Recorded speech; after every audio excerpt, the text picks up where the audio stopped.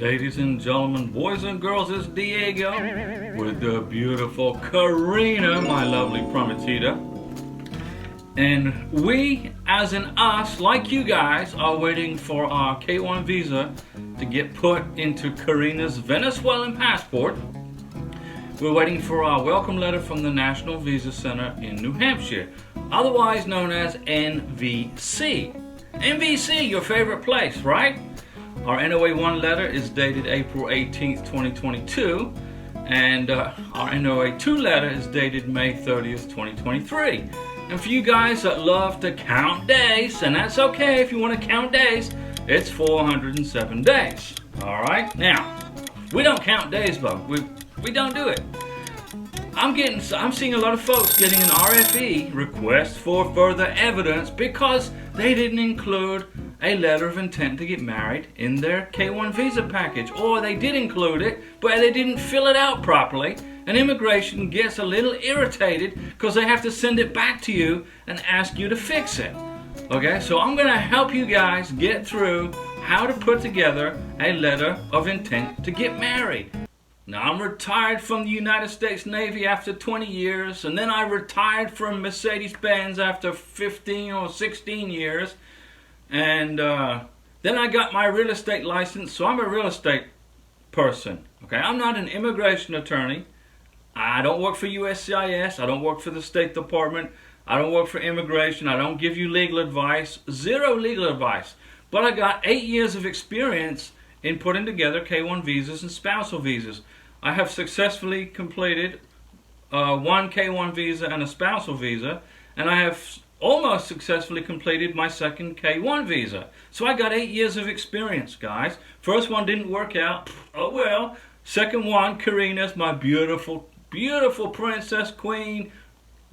Eternity for me. Okay, so Karina is from Venezuela, from Caracas, Venezuela, and I am from the Panhandle of Florida. I live near Pensacola, just north of Navarre Beach.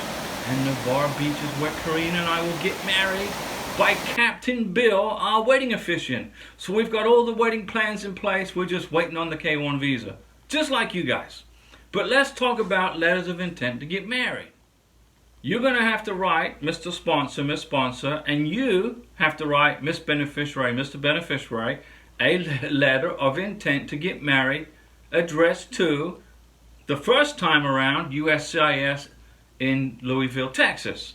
Okay, that's the first. You're going to put to USCIS, Louisville, Texas, the address where you send your K1 visa package, the lockbox. Okay, you don't know what service center your package is going to go to, so your first letters of intent to get married are addressed to the lockbox in Dallas, Louisville, Texas. Now, you, Mr. Sponsor, will write your letter of intent to get married and sign it. You can use a computer. You can handwrite it, but I would use a computer and print it and sign it and date it. Your beneficiary, he or she, has to write her or his letter of intent to get married in his or her native language. Now, Karina, my beautiful prometida, cannot speak English yet, so she wrote her letter of intent to get married in Spanish. Okay, she signed it in black ink, signed, dated it, gave it to me. I got it translated into English by a certified translator called the Spanish Group. Then we trundled on down the street to a notary and got it notarized. Now, you don't have to notarize it, but we did anyway. I then flew back to the United States of America, okay, with my letter of intent to get married on my computer here in Florida, and Karina's was put into my bag, my carry-on bag. Always carry immigration documents in your carry-on bag. Never ever put immigration documents in a suitcase and check it. Okay? We're dealing with airlines here, okay? And they're human beings. And sometimes your bag that was supposed to go to Pensacola may sometimes go to Chile or Manila, Philippines. Who knows? So, to protect your immigration documents, carry them on yourself, on your person, in your carry-on bag.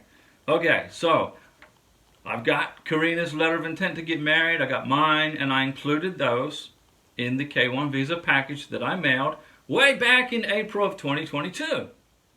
Guess what? You're going to need to repeat this process. You're going to have to do this all over again for the visa interview. So you got 2 letters of intent to get married, one for the visa package that you sent to the lockbox in Dallas, and it goes to the service center, blah, blah, blah. Okay? If you don't include those 2 letters of intent to get married signed in black ink, you're going to get an RFE, request for further evidence. And immigration may get a little even more stricter and ask you for wedding plans too. So don't forget to include these 2 letters in your initial K-1 visa package. Now, when you get your NOA-2 letter, then you get your ready status from the embassy. You're going to go face-to-face, Mr. Beneficiary, Miss Beneficiary, in front of the scary immigration officer.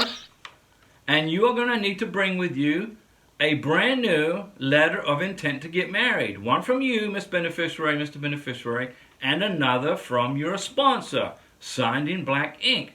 And you're going to sign and date these new letters of intent to get married, the refreshed version, okay, about a week to 10 days before you have your visa interview at the embassy. Taking our situation as an example, Karina's going to write her second letter of intent to get married, probably 2 weeks before the face-to-face visa interview. We're going to schedule it in advance, and then she'll write it in Spanish on the laptop that we have at our apartment in Bogota. She'll print it, she'll sign it in black ink, she'll date it, and then I'll get it translated into English. I'll scan it and send it to a company called the Spanish Group in California. They don't pay me to say that. I'm just telling you who I use because they're a good company. And, you know, then those 2 letters will be ready for the face-to-face visa interview. Because it only takes the Spanish Group about 2 or 3 days to translate a document like a letter of intent to get married. They're quick and they're good and they certify it. They will then email me the translation to my Gmail account, where I will then print it and give that to Karina, the translation, the certification from my email account, and she'll put that with her original letter of intent to get married to take to the visa interview. Very easy stuff. There are 3, uno, dos, tres, un, deux, trois. I think that's how you say it in French. There are 3 things you have to include in your letter of intent to get married. 3 important things. Mr. Sponsor, number 1, you are going to say, I am a United States citizen. Number 2, I am legally free and able to marry Karina. Number 3, I promise that I will marry Karina within 90 days of entering the United States of America. Those 3 things must be included in your letter of intent to get married. You are a U.S. citizen. You are legally free and able to marry. In other words, you got divorced. You got a copy of your final divorce decree. You're a widow. You got the death certificate, etc., etc. Your wedding was annulled. Your marriage was annulled. Whatever. You are legally free and able to marry each other. Okay? And number 3, you're going to marry each other within 90 days. Your beneficiary, she will or he will write. In Karina, as an example, I, Karina, am a citizen of Venezuela who is a legal resident of Bogota, Colombia. Copy of Colombian residency card. I am single and legally free and able to marry Diego within 90 days of my arrival in the United States of America via Miami. Okay? Those 3 things. And then I will translate that letter into English. Must be included. You got to include those 3 things in the letter. So now I've covered the 3 things that have to be in the letter, mandatory. Other things that you can include could be details of how your relationship grew, when you began dating each other. You can include information how you communicate with each other. You know, I lived with Karina for 10 months in Colombia in 2022. I lived with her for 5 months in 2021. And I'm probably going to be with her for 3 months in 2023. Okay, so all that stuff will be included in the second letter of intent to get married. Now, if we met each other, you know, if you guys met each other face to face, you got to include how you did that. Karina and I met each other at the airport in Bogota for the first time. And then include in the letter details of subsequent visits to go see each other. You know, you've made 3 trips to the Philippines to see your beautiful future wife, right? Although it's kind of expensive catching a plane to the Philippines. For me, it's not. It's very inexpensive for me to fly from Pensacola to Bogota. Include details of how you fell in love with each other. You know, how you became exclusive to each other in a committed relationship. Okay? How did that happen?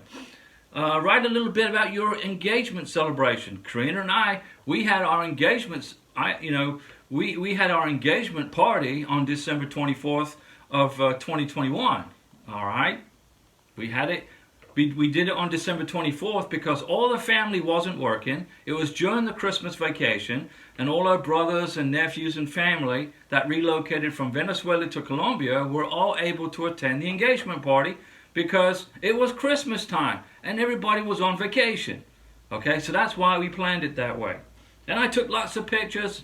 The family took lots of pictures of myself and Karina with the family at our engagement party. Okay? So that's it, ladies and gentlemen, boys and girls. That's the basics for the letter of intent to get married. If you follow this advice, you will be successful.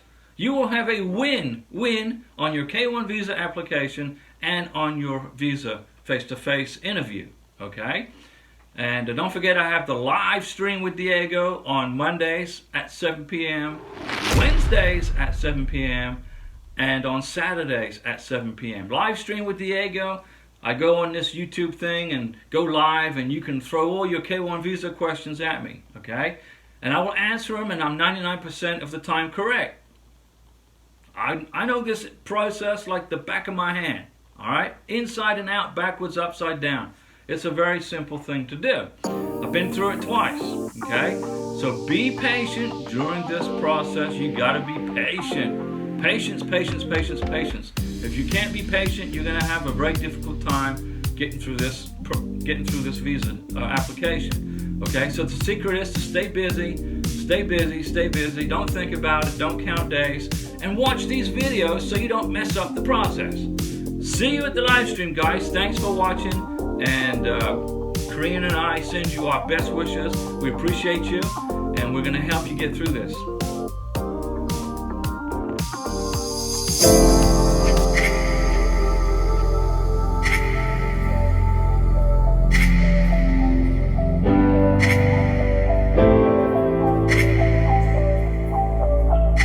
Hasta la vista, baby. Hasta la vista, baby.